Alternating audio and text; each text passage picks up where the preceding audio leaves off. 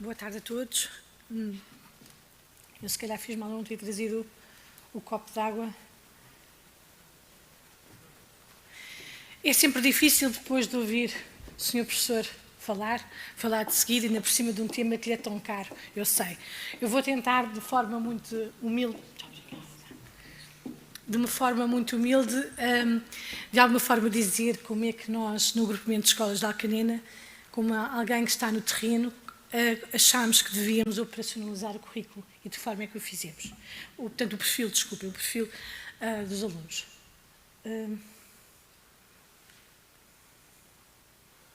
Não sei se os diapositivos deveriam estar a passar.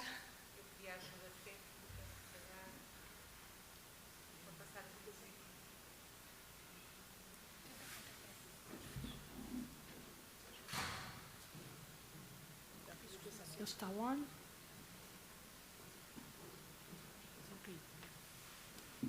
De qualquer forma, deixa-me apresentar-vos o agrupamento, e agora já me dá não sei quantos para... Ok, deixa-me apresentar-vos... Não está? Ok, está? Deixa-me apresentar-vos o agrupamento. O agrupamento de escolas de Alcanena tem cerca de 1.700 alunos, 20 estabelecimentos de ensino. É o único no concelho, o que quer dizer que não há seleção de alunos. Todos aqueles que vivem no concelho, com algumas exceções, estão lá. É um concelho industrializado, desde o filho do dono da fábrica, até o operário, ao filho do operário, ou até aquele que está desempregado, ou até aquele que nem vive com os pais e que está institucionalizado. E, portanto, tudo isto convive na mesma turma, desde os 3 anos até ao 12º ano, desde os cursos científico-humanísticos ao profissional. E também temos educação de adultos e temos um centro que qualifica, espalhado por 7 freguesias e 20 estabelecimentos de ensino, em que temos alunos de 65 nacionalidades diferentes. Temos, efetivamente, também bastantes alunos, mais de 500 alunos que têm auxílios económicos, em que temos alunos migrantes que não dominam o português, em que temos todos os anos alunas que, por força de alguma negligência também, têm filhos aos 15 e aos 16 anos e que assumem as responsabilidades de adulto e que a escola tenta, efetivamente, ajudar, às vezes substituindo-se à própria família. Tudo isto é uma vivência enorme e rica da diversidade que tentamos respeitar. E para dar resposta a toda esta diversidade daqueles que sonham com a medicina e com o técnico e daqueles que não têm sonhos, porque a bagagem que trazem de casa não o permite, nós temos que dar resposta. E temos que ter a certeza, e eu, enquanto diretor do agrupamento, digo sempre, quando eles entram nos 3 anos naquele portão, eles têm que ter que sonhar. E nós temos que os ajudar a encontrar o seu melhor caminho para atingir as potencialidades de cada um. E é esse o nosso objetivo. Elegemos como missão, e temos aqui a fotografia, por um lado, daquele círculo que vocês conhecem do perfil, e ao lado o Learning Compass da OCDE que está alinhado e que aponta claramente para os conhecimentos, para as skills, portanto, as competências, os valores também que os alunos devem atingir e as competências transformacionais que os alunos devem atingir para, num mundo complexo como o que estamos a vivenciar e que o ano passado e este ano nos ensinaram que qualquer pandemia mudou tudo, mudou o mundo, não é? E nós sabemos que qualquer alteração climática pode não ser uma pandemia, mas também vai mudar. E a escola tem que estar preparada para dar resposta e para educar estes alunos para este mundo. E é por isso que elegemos como a nossa missão é desenvolver uma cidadania esclarecida, responsável, inovadora, ativa e empreendedora, preocupada com o bem-estar individual e coletivo. Essa é a nossa grande preocupação, então vamos ver como é que damos resposta a isso. Temos o desafio de olhar para o perfil, ter o perfil do aluno como horizonte e o currículo à nossa frente e trabalhar o currículo. Como é que nós podemos, com esta diversidade tão rica, com os professores também com a sua própria diversidade e com o território e com os parceiros, como é que nós podemos, efetivamente, através de olhar o currículo e transformá-lo para que todos eles possam ter sucesso, cada um com o seu perfil enquanto aluno e cidadão, mas efetivamente como é que nós conseguimos? E foi isso mesmo, é tentar que o próprio currículo seja ele potenciador de bem-estar, de agência, mas de aprendizagens eficazes. É também olhar para o todo e dizer que temos que respeitar e potenciar cada uma das características dos alunos, de forma a que eles efetivamente atinjam o seu potencial. É efetivamente e o que fizemos, e essa intervenção, sob a forma de um plano de inovação, em 4 níveis. Portanto, olhámos para o perfil e para o currículo e trabalhámos em 4 níveis. Ao nível do desenho curricular, ao nível da implementação curricular, ao nível da própria organização da escola e, obviamente, ao nível da avaliação. Tudo isto porque achamos que o currículo deve ser ele próprio, como já disse, promotor de aprendizagens, de agência e de bem-estar.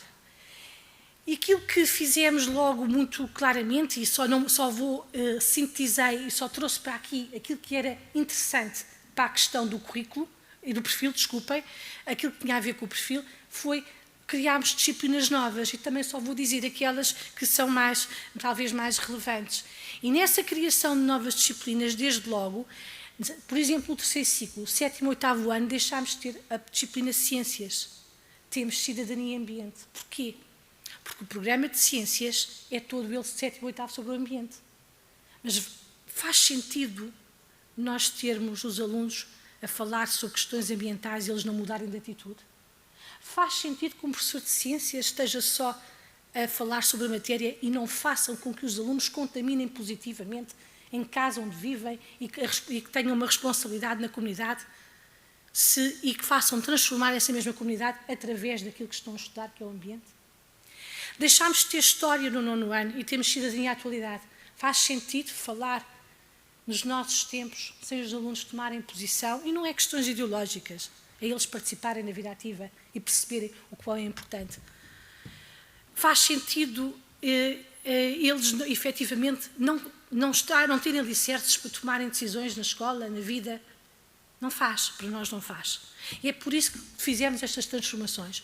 Como o senhor professor dizia, também não faz sentido chegarem ao 12º ano e verificarmos e virmos os relatórios do IAV e verificarmos quando eles falham mais é nas competências de nível superior, na análise, na interpretação das fontes. Então criámos uma disciplina Laboratório Magalhães. O Laboratório Magalhães e o professor de História e de Geografia juntos na mesma sala, que mais não fazem descodificar fontes e também verificar a veracidade da própria informação e transformar essa informação em conhecimento, como o senhor professor dizia. Tudo isto logo a partir do 7º ano, para dar alicerces para quando eles chegarem ao secundário, não terem os problemas que os colegas deles, os irmãos mais velhos, tiveram. Tentamos nós. Obviamente que também criámos a ciência ativa no 6º ano, porque efetivamente notámos que os professores do 2º ciclo diziam que não tinham espaço temporal para o trabalho experimental. E isso para nós era importante. Era impensável passar um 2º ciclo, irem meia dúzia de vezes a um laboratório ou fazer um trabalho de laboratório. E, portanto, criámos ali um espaço.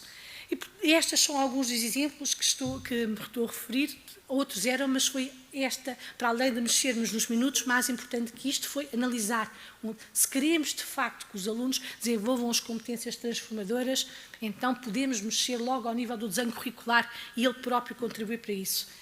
E os professores o que é que fizeram? Os professores foram os autores desses currícula. Os professores também exerceram a sua autonomia, a sua agência, e foram eles que criaram os currículos destas novas disciplinas, em colaboração. Mas também ao nível da concretização curricular. E como? Na abordagem interdisciplinar, porque há questões que são indissociáveis, e quando nós inscrevemos no currículo a sustentabilidade, o ambiente, a bioeconomia, a economia circular, a inovação, os direitos humanos, tudo isto, a igualdade de género, tudo isto quando é inscrito no currículo, obviamente que não pode ser só no poder disciplinar, não se esgota no conhecimento disciplinar. E, portanto, os alunos estão a trabalhar e a desenvolver projetos interdisciplinares desde o 1º ano, desde o 1º ciclo. E como é que nós fazemos isto? Qual foi a lógica e porquê é que o fizemos? Porque esta questão do perfil é um mindset, não tem a ver com o que estava antes. E se nós acreditarmos que os tempos complexos assim obrigam a esta alteração, E porquê é que nós fizemos exatamente isto e como é que o fizemos? Nós tínhamos uma lógica que muitas escolas ainda tinham e têm e que também achávamos que era muito positiva e era. Mas dadas as características do nosso agrupamento não era eficaz. Tínhamos clubes, não é? Os alunos inscreviam-se nos clubes. Fantástico, nas suas horas extracurriculares. E os professores também, e tinham projetos muito giros. E produziam conhecimento, obviamente que sim. Mas estavam a ser conscritos àqueles que viviam na escola sede. Porque os transportes não eram compatíveis para todos e para os horários dos clubes. Estavam circunscritos à capacidade do clube e do horário. Nós o que levámos foi os projetos para o currículo. Exercendo a nossa autonomia primeiro até 25%, com o 55% e com a flexibilidade, e depois com a portaria 181, mais de 25%, levámos os projetos para o currículo. Fizemos a democratização destes projetos interdisciplinares e das ciências, como desenvolvemos um projeto vertical, um plano vertical no âmbito da STEM. Como é que o fizemos? Desde os 3 anos. Estabelecemos parcerias estratégicas. O Ciência Viva vai aos jardins de infância. Temos 11 jardins de infância. Os técnicos vão aos jardins de infância e criar um projeto, a Ciência XXS.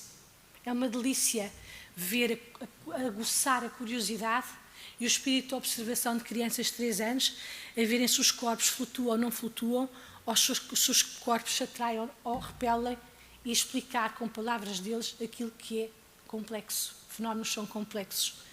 E é aí que iniciam a primeira vez com a robótica. Vamos para o primeiro ciclo, continuamos com as mesmas parcerias e já iniciamos de uma forma muito ainda rudimentar na formação de uma hipótese e nas variáveis, também com o auxílio do Ciência Viva. Vamos para o segundo ciclo e achamos que a transição é tão difícil do primeiro ciclo para o segundo ciclo, do monodocência para vários professores e várias disciplinas, que achamos que tínhamos que pôr, não STEM, mas STEAM, tínhamos que introduzir as artes. Então estabelecemos uma parceria estratégica com os materiais diversos. 3 residências artísticas, em que 3 artistas estão um ano inteiro a trabalhar com as turmas, a matemática, as ciências, aliada à filosofia, à música, às artes. E a produzir com eles os projetos. E porquê é que isto é importante? Porque as artes ajudam-nos a desocultar, ajudam ao autoconhecimento.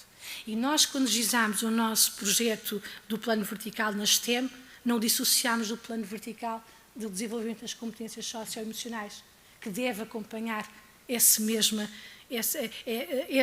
plano e que está a acompanhar. Chegamos ao terceiro ciclo. Continuamos com os projetos interdisciplinares no âmbito da STEM e as parcerias agora é com os politécnicos.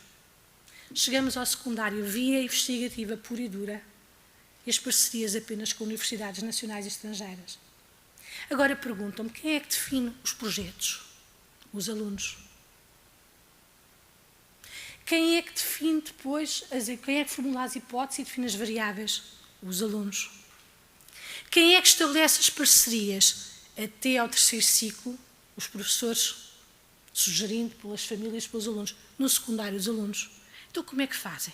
Contactam professores universitários das universidades. Então, como é que fazem? E para quê? Para validar as hipóteses. Então, e como é que fazem? Tantas vezes que o professor de Física da FCT da Universidade Nova diz isto não é para mim, mas tenho um colega na Beira Anterior que está a estudar isto. E eles vão para a Beira Anterior.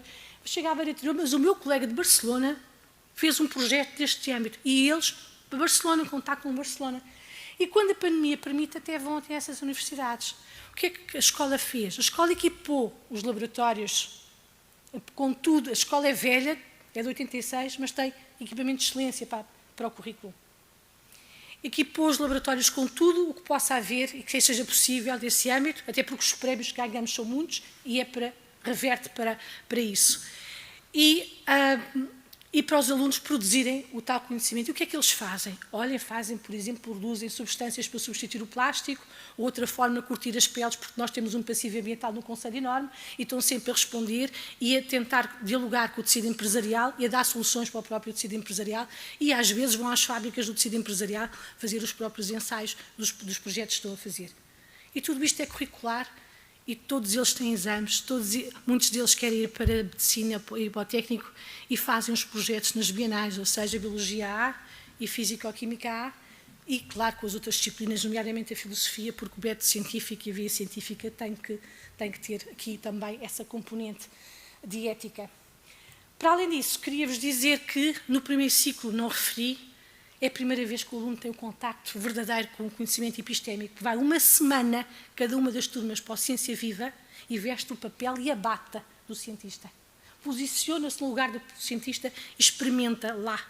E também vêm os cientistas falar com eles. Portanto, todas as turmas passam uma semana na Escola Ciência Viva.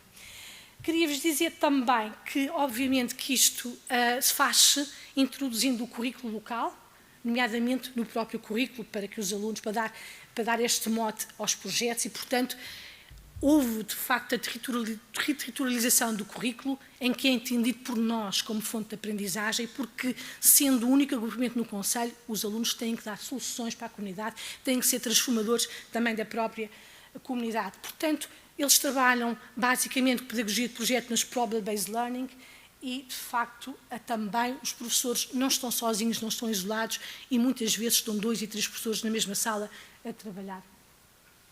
Mas isto só se consegue se nós promovermos aquele sentimento de agência nos alunos, que se faz na sala de aula, o professor é um líder da sala de aula, tem que exercer essa liderança em colaboração e negociação com o aluno, que também, pelas seleções, aquilo que é levado a selecionar, efetivamente, a cada um, a negociar com os colegas, com os professores, utiliza também esse seu sentimento, esse empoderamento, não é, de agência e trabalham com urgência com o professor.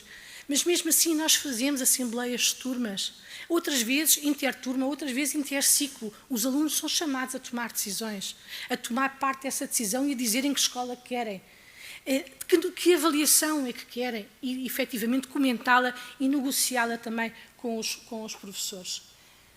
Quero-vos dizer que esta preocupação com o bem-estar, e nomeadamente os alunos são levados a pronunciarem-se sobre o bem-estar da comunidade e da escola, tanto mais que fizeram um referencial há 3 anos de sustentabilidade e bem-estar no agrupamento de medidas que devíamos implementar ao nível da melhoria dos espaços, também ao nível da sala de aula, dos próprios horários e outros hábitos que temos e que eles achavam que eram importantes, que poderiam ser melhorados, soluções encontradas pelos alunos. Obviamente que nos tempos em que vivemos, é nossa obrigação também, e por isso é que é no âmbito da STEM, adicionar o digital, não a tecnologia pura e dura, a literacia digital, não é? E, portanto, a utilização pedagógica da tecnologia ao serviço de maior aprendizagem. Até porque, como o senhor professor disse, os alunos, cada vez mais sabemos que não se esgota na licenciatura, têm que saber aprender ao longo da vida e agora esta pandemia disse-nos que têm que saber aprender de forma, às vezes, sozinho, de forma autónoma, seja em casa, seja na biblioteca, seja onde for. A sala de aula deixou de ser o único local de aprendizagem e, de facto, eles têm que aprender a qualquer lado e, portanto, esse papel da literacia digital, quer dos alunos, quer das famílias, a escola deve desenvolver. E, claro que, para isso, é preciso também mobilizarmos metodologias que levem os alunos a agir sobre aquilo que aprendem. O que é que, ao nível da organização, fizemos? Para além de mexer nos horários e semestres, etc., mas que não tem a ver com o perfil do aluno, mexemos numa abordagem. A escola sem paredes e a sala de aula sem paredes. Ou seja, qualquer sítio, seja ele uma planície, seja ele ali ao pé das colmeiazinhas, seja num Ciência Viva, como está ali, uma fábrica, um museu, os alunos, a aula pode decorrer aí em qualquer espaço, desde que suscite a curiosidade e leve os alunos a aprenderem. Para além disso, também nós criámos alguns ambientes educativos inovadores. Uma sala de sala de aula do futuro, um Makers Lab para a criatividade, já temos um Arts Lab, onde os alunos estão no teatro, na música, ou seja, outro que for, mas tinha a ver com as expressões. Ainda não temos, estamos a ver se montamos um Food Lab, onde eles estão constantemente a fazer experiências no âmbito também da biologia, e pronto, e vamos crescendo com as necessidades que os professores nos colocam, os alunos, em termos de currículo, para melhorarmos também aquilo que a escola pode coadjuvar nessa nessa nova abordagem.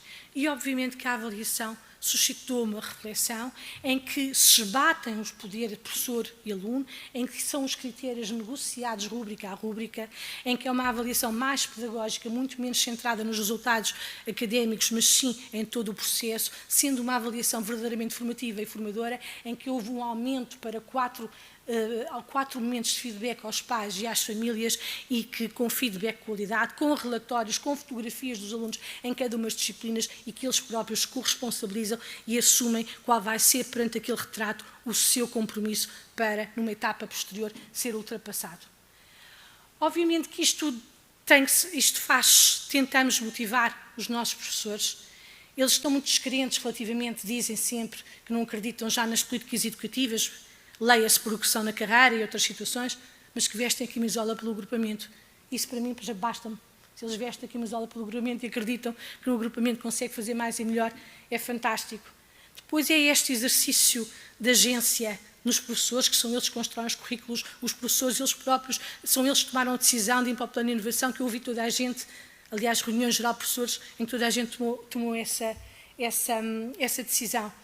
E, por outro lado, também é eles próprios serem depois os criadores dos currícula, dos novos currícula, e que isso foi muito importante para os motivar. Os alunos constantemente serem chamados e as parcerias estratégicas também que citei. Isto tudo numa cidadania que se pretende inclusiva, como o senhor professor disse, e aquilo que disse em setembro aos professores, e continuo a dizer, é que nós temos que preparar estes alunos para um ambiente de incerteza e de crise. Não sabemos o que é que o futuro nos reserva, possivelmente até falta de água haverá, e estes alunos têm que ser resilientes, estes alunos têm que ter soluções, estes alunos têm que ser transformadores, não podem desistir e não podem pensar que fazem o secundário ou fazem uma licenciatura, que têm um empregozinho e que vão continuar porque não vão ter, e têm que ter essa flexibilidade e essa agilidade, como o senhor professor disse, daí também a transição digital é importante e também demos um passo importante estando no piloto dos manuais digitais como estamos.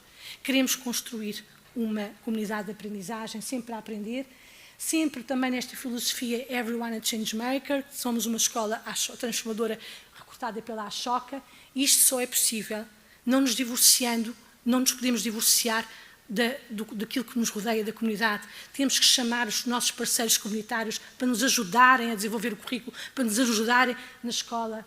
Temos efetivamente que mobilizar metodologias que suscitem aprendizagem ativa, que suscitem tal curiosidade, aquela disponibilidade para aprender. Temos que também criar instrumentos para que a escola seja verdadeiramente inclusiva. Práticas longitudinais, não pode ser um aluno ter a sorte. Eu sou mãe de 3 filhas. É péssimo eu pensar que a minha filha vai para o agrupamento e se tiver a sorte de calhar no Conselho de Turma A vai ter estas oportunidades e se for no Conselho de Turma B não tem oportunidade nenhuma. Não pode ser. É por isso é que foi para sempre dentro da sala de aula, para que todos tenham as mesmas oportunidades e não dependa da boa vontade ou do estilo de um professor.